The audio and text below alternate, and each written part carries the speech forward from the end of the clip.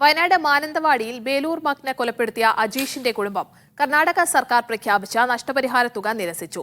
നഷ്ടപരിഹാരം പ്രഖ്യാപിച്ചത് കർണാടകയിൽ ബിജെപി വിവാദമാക്കിയ സാഹചര്യത്തിലാണ് തീരുമാനം. അതിനിടെ വയനാട് മുള്ളൻകൊല്ലിയിൽ ജനവാസ കേന്ദ്രത്തിലിറങ്ങിയ കടുവ കൂട്ടിലായി. കർണാടകയുടെ ധനസഹായ പ്രഖ്യാപനത്തിനെതിരെ മുഖ്യപ്രതിപക്ഷമായ ബിജെപി രംഗത്തെത്തിയതോടെയാണ് 15 ലക്ഷം രൂപ വേണ്ടെന്ന് വെക്കാൻ കുടുംബം തീരുമാനിച്ചത്. ധനസഹായത്തിനായി ഇടപെട്ട രാഹുൽ ഗാന്ധി എംപിക്കും കർണാടക സർക്കാരിനും നന്ദി അറിയിച്ച കുടുംബം വിഷയം രാഷ്ട്രീയവൽക്കരിച്ച ബിജെപിയുടേത് മനുഷ്യത്വരഹിത നടപടിയാണെന്നും കുറ്റപ്പെടുത്തി.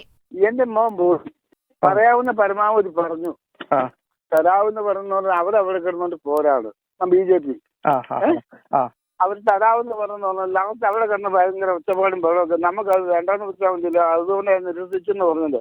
രണ്ട് കുഞ്ഞു കൊച്ചങ്ങളുണ്ട്, എനിക്ക് അതും കൂടെ ഒന്ന് പറക്കെടുപ്പിക്കാനുള്ള ഉദ്ദേശം കൊണ്ടാണ് ഞാൻ നടക്കുന്നത്. അജീഷിനെ കൊലപ്പെടുത്തിയ ബേലൂർ മഗ്ന കർണാടക ഉൾവനത്തിലേക്ക് കയറിയ പശ്ചാത്തലത്തിൽ ആനയെ മയക്കുവെടി വെച്ച് പിടികൂടാനുള്ള ശ്രമം കഴിഞ്ഞ ദിവസം വനപാലക സംഘം ഉപേക്ഷിച്ചിരുന്നു. പുൽപ്പള്ളി മുള്ളംകൊല്ലിയിൽ 2 മാസമായി ഭീതി വിതച്ച കടുവ വനം വകുപ്പിന്റെ കൂട്ടിലായി. WWL 127 എന്ന ആൺകടുവയാണ് വാടാനക്കവലയിൽ സ്ഥാപിച്ച കൂട്ടിൽ കുടുങ്ങിയതെന്ന് വനം വകുപ്പ് പറഞ്ഞു. 2 ആഴ്ചക്കിടെ 5 വളർത്തുമൃഗങ്ങളെ കൊന്ന കടുവ ഇന്ന് രാവിലെയാണ് കൂട്ടിലായത്. ഓരോ ഭാഗങ്ങളിലുള്ള കേജ് നോക്കാൻ പോയ സമയത്താണ് നമുക്ക് നമ്മുടെ വനമൂലിക എന്ന് പറയുന്ന സ്ഥലത്ത് വാടാനക്കവല ഭാഗത്ത് വെച്ചിരിക്കുന്ന കേജിൽ കടുവ കുടുങ്ങിയതായിട്ട് മനസ്സിലായത്. ഇടുക്കി മൂന്നാറിൽ വീണ്ടും പടയപ്പയുടെ ആക്രമണമുണ്ടായി. മൂന്നാർ മറയൂർ സംസ്ഥാന പാതയിൽ നയമക്കാടിറങ്ങിയ ആന കാറും ഇരുചക്രവാഹനവും ആക്രമിച്ചു.